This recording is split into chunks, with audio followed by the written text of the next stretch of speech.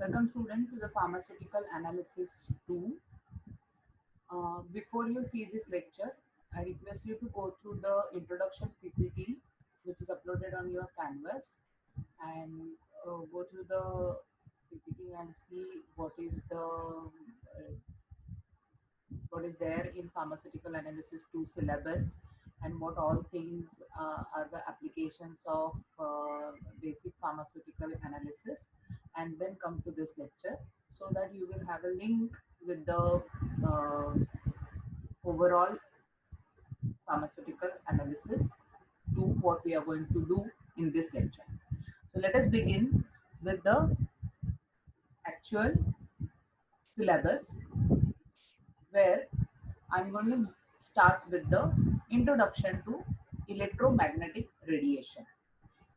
Now, in the first lecture, I have already dealt with the basics of electromagnetic radiation, but in this lecture, I'm just going to touch upon again, just revise what is electromagnetic radiation. So, as we have already discussed, the electromagnetic radiation is a form of energy transmitted through a space at certain velocities. Now, since you know, uh, now these radiation consist of a discrete package of energy. Now, these are also called as photons. Now, what are the important characteristics of these electromagnetic radiation? Main characteristics is they consist of an electric field. That is one of the important characteristic of the electromagnetic radiation. So if you see the diagram over here, you can see over here it has an electric field as well as magnetic field, and it will move with a certain velocities in the space. And one more important characteristic to remember, it has a wave as well as particle in nature. Now, what is the importance of these electromagnetic radiation to us and why we are studying this? You have to remember, whenever these electromagnetic radiation are passing through the sample may be atomic or molecular. They are going to interact with our sample, and that interaction may lead to the various different things like transmission or absorption or scattering of radiation. And then we can actually measure this transmission or absorption or scattering. And based on this, we are going to get a different set of information, and this information is important to us. And that is the reason we are going to study this electromagnetic radiation. So let us see. Now, when I say they interact with the atom or a molecule in the sample, basically to what in the atom in the or the molecule they interact in the sample. So before we go into the detail, in a simple terms or in a simple language, I'll tell you the electromagnetic radiation, like you know what are the electromagnetic radiation. We will see the wavelengths and every electromagnetic radiation in the next slide. But for a time being, you know the microwaves, infrared, visible, ultraviolet radiation, X-rays, all these are electromagnetic radiation. They have a different wavelength. They are, when I'm saying, when you pass this electromagnetic radiation through your sample, which may be atom or a molecule, they are going to interact with the electrons in your sample. Now, when they are going to interact with the electron in the sample, question is which electron they are going to interact. Whether they are going to interact with the electron which is near the nucleus, or whether they are going to interact with the electron which is the bonding electron which is away from the nucleus. So the answer is, when your electromagnetic radiation, out of all these electromagnetic radiation, the radiation which has higher energy, that will interact with the electron which is near to the nucleus, because that can reach near the nucleus, which have a high energy. And like an X-rays, that will interact with the electron which is near to the nucleus. Whereas the another electromagnetic radiation like UV or a visible, they have comparatively less energy because they have longer wavelength. So they will interact with the bonding electrons which are away from the nucleus. So that is how they are going to interact. Of course, we are going to see this interaction very much in detail in a later stage. Now, let us look at the electromagnetic spectrum.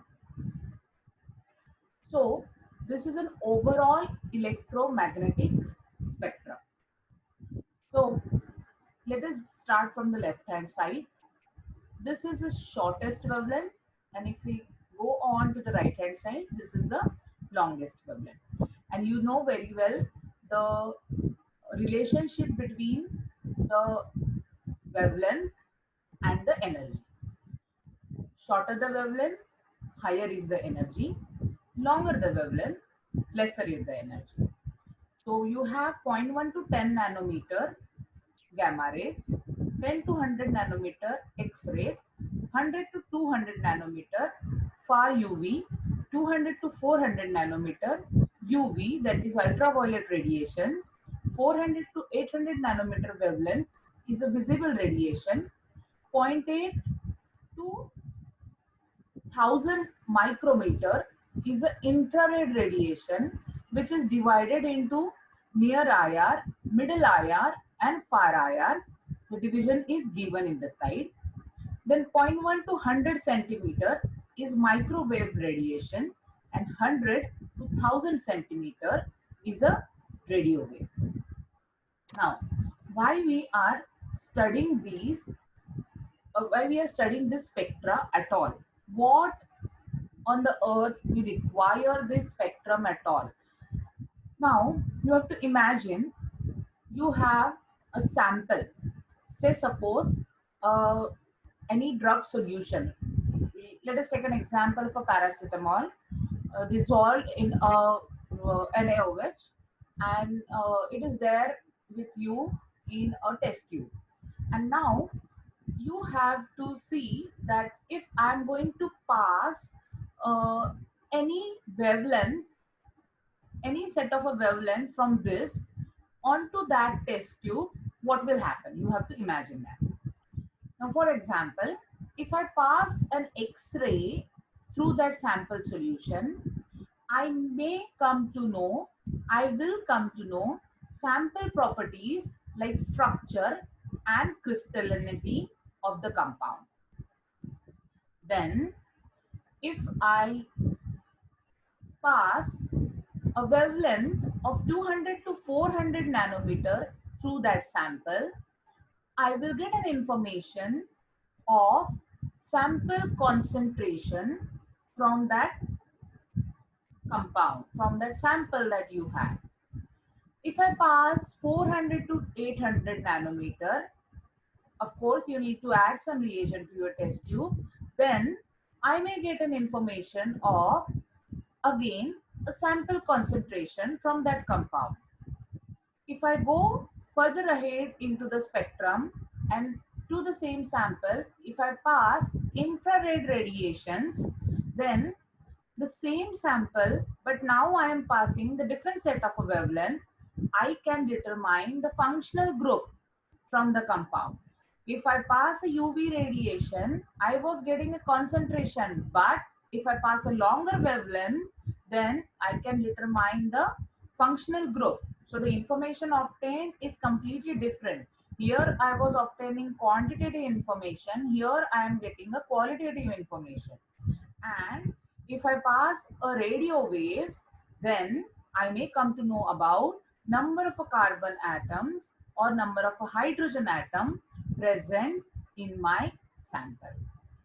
So, of course, it requires a lot of instrumentation and everything, but basic is these electromagnetic radiation, when they interact with your sample, they have a capacity to give you this kind of information. That is what I mean to say. Now, if you see, if you look at the again towards this side. So when I perform an analytical method using an X-ray, I call it as X-ray diffraction crystallography. When I perform an analytical method by using ultraviolet radiation, I call it as UV spectrophotometry.